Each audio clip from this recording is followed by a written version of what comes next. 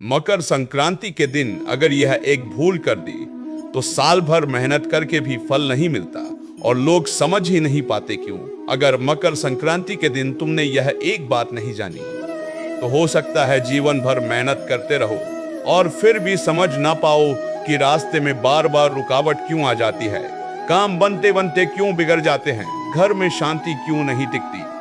क्योंकि मकर संक्रांति केवल पतंग उड़ाने या खिचड़ी खाने का पर्व नहीं है।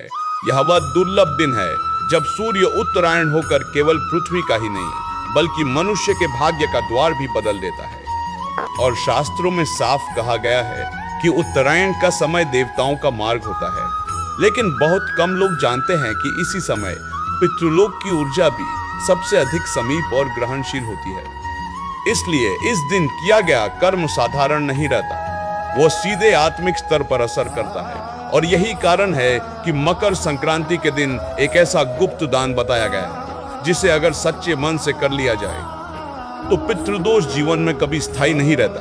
पितृदोष शब्द सुनते ही लोग डर जाते हैं, ग्रह नक्षत्र खोजने लगते हैं, पूजा पाठ के भारी खर्चों में उलझ जाते हैं। लेकिन शास्त्रों की दृष्टि में पितृदोष कोई श्राप नहीं है, वह केवल स्मरण की कमी है। वह यह संकेत है कि हमारी जड़ों को, हमारे पूर्वजों को, हमारे पितरों को कहीं ना कहीं भुला दिया गया है। और जब जड़ सूख जाती है तो पेड़ कितना भी हरा दिखे भीतर से कमजोर होने लगता है। मकर संक्रांति का यह गुप्त दान दिखावे के लिए नहीं है, ना किसी को बताने के लिए, क्योंकि पितृ शोर से नहीं भावना से तृप्त होते हैं। इस दिन यदि काले तिल, थोड़ा सा गुड़ और अन्न को किसी ऐसे व्यक्ति को दिया जाए जो सच में जरूरतमंद हो, जो स्वयं मांगने में संकोच करता हो, और दान देते समय मन ही मन अपने पितरों को स्मरण कर लिया जाए, बिना नाम लिए, बिना किसी मंत्र के, तो शास्त्र कहते हैं कि यह दान सीधे पितृलोक तक पहुंचता है, क्योंकि काले तिल पितरों का प्रतीक माने गए हैं। और गुड़ जीवन की मधुरता का जब ये दोनों साथ दिए जाते हैं तो यह केवल दान नहीं रहता, यह कृतज्ञता बन जाता है। सबसे महत्वपूर्ण बात यह है कि इस दान को गुप्त रखा जाए, क्योंकि जैसे ही दान के साथ अहंकार जुड़ता है उसका फल कम होने लगता है और गुप्त दान आत्मा को हल्का करता है, मनुष्य के भीतर बैठे मैंने किया वाले भाव को धीरे धीरे गलाता है।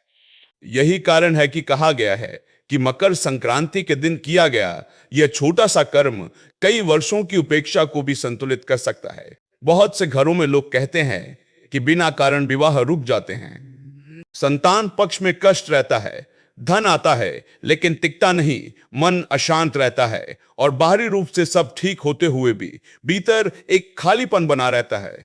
शास्त्रों की दृष्टि में यह संकेत है कि पितृ तृप्ति अधूरी है, क्योंकि पितृ हमें दंड देने के लिए नहीं होते, वे रक्षा करने के लिए होते हैं। और जब संतान उन्हें श्रद्धा से याद करती है तो वही पितृ जीवन में अदृश्य कवच बनकर खड़े हो जाते हैं। मकर संक्रांति का महत्व इसलिए भी अधिक है क्योंकि इस दिन सूर्य देव स्वयं साक्षी माने जाते हैं और सूर्य केवल प्रकाश नहीं, न्याय का भी प्रतीक है। इसलिए इस दिन किया गया दान केवल पुण्य नहीं देता, वह संतुलन भी स्थापित करता है। जीवन में जो असमानता चल रही होती है, जो बिना कारण संघर्ष बना रहता है, वह धीरे धीरे शांत होने लगता है। और यह सब किसी चमत्कार की तरह नहीं बल्कि प्रकृति के नियम की तरह होता है।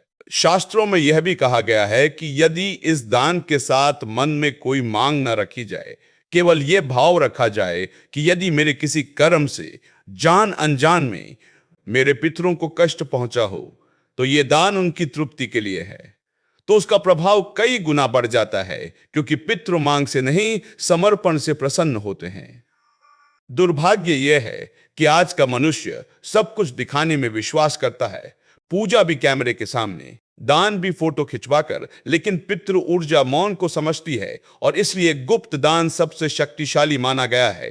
मकर संक्रांति के दिन यह दान करने वाला व्यक्ति शायद तुरंत कोई चमत्कार न देखे, लेकिन कुछ ही समय में वह महसूस करने लगता है कि मन हल्का हो गया है, घर में बात बात पर तनाव कम होने लगा है, निर्णय स्पष्ट होने लगे हैं और जो काम बार बार अटक जाते थे वे अपने आप रास्ता खोजने लगते हैं। क्योंकि जब जड़ को जल मिलता है तो शाखाओं को अलग से संभालने की आवश्यकता नहीं पड़ती। इसलिए यह मत सोचिए कि पितृदोष केवल कुंडली का विषय है, वह व्यवहार का विषय भी है। स्मरण का विषय भी है और मकर संक्रांति का यह गुप्त दान उस स्मरण का सबसे सरल, सबसे शुद्ध और सबसे प्रभावी मार्ग बताया गया है।